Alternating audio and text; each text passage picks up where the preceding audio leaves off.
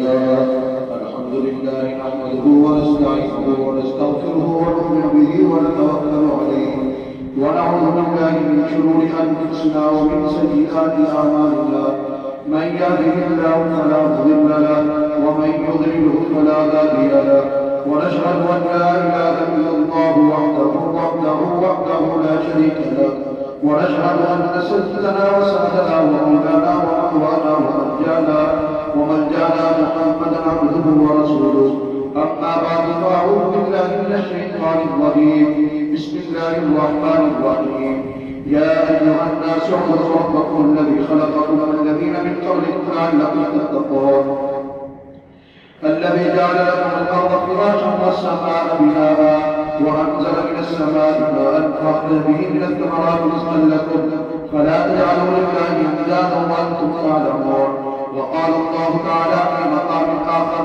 يا أيها الناس ضرب مثل فاستمعوا له إن الذين تدعون من دون الله لن يخلقوا ذبابا ولم يجتمعوا له وإن يسلبهم الذباب شيئا لا يستنقذوه منه لو كالطالب والمطلوب ما قدر الله حق قدره إن الله لقوي عزيز. قال النبي صلى الله عليه وسلم اتق المعارف تكن أعبد الناس وارض بما قسم الله لك تكن أغنى الناس أحسن إلى جارك تكن مسلما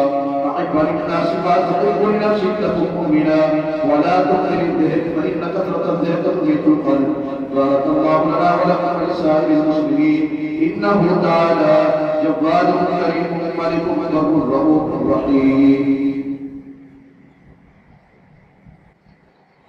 الحمد لله الذي نور قلوبنا بنور الإيمان والفرقان وزين إيماننا بأنوار الأحاديث والقرآن والصلاة والسلام على الأحسن الأبيض الأنور الأدعى الأشرف الأجمل الأكمل الذي بشر به روح الله وبادره كريم الله وجعله خليل الله ومحبوب للرحمن وعين للأعيان سيدنا محمد المصطفى أحمد المجتبى علي المقام وشفيع القدر وعلى آله وأصحابه أجمعين خصوصا على أفضل الخلق بالتقدير أمير المؤمنين سيدنا وإمامنا أبي بكر الصديق رضي الله تعالى عنه وعلى الناطق بالحق والصدق والصواب الشهيد بالإكرام الذي كان رأسه هو بخلق الوحي والكتاب أمير المؤمنين سيدنا وإمامنا عمر بن الخطاب رضي الله تعالى عنه وعلى جامع العلم والحلم والحياة والعفاف ناشر القرآن أمير المؤمنين سيدنا وإمامنا عثمان بن عفان رضي الله تعالى عنه وعلى مهر العجائب والغرائب أسد الله الغالب أمير المؤمنين سيدنا وإمامنا علي بن أبي طالب كرم الله وجهه وعلى الإمامين الهمامين المكرمين المفخمين سيدنا الحسن وسيدنا الحسين رضي الله تعالى عنهما وعلى الأمير الشهيد بالحق والإيقان أمير المؤمنين سيدنا معاوية بن أبي سفيان رضي الله تعالى عنه وعلى سائر الصحابة رضوان الله تعالى عليهم أجمعين. اللهم انصر الإسلام والمسلمين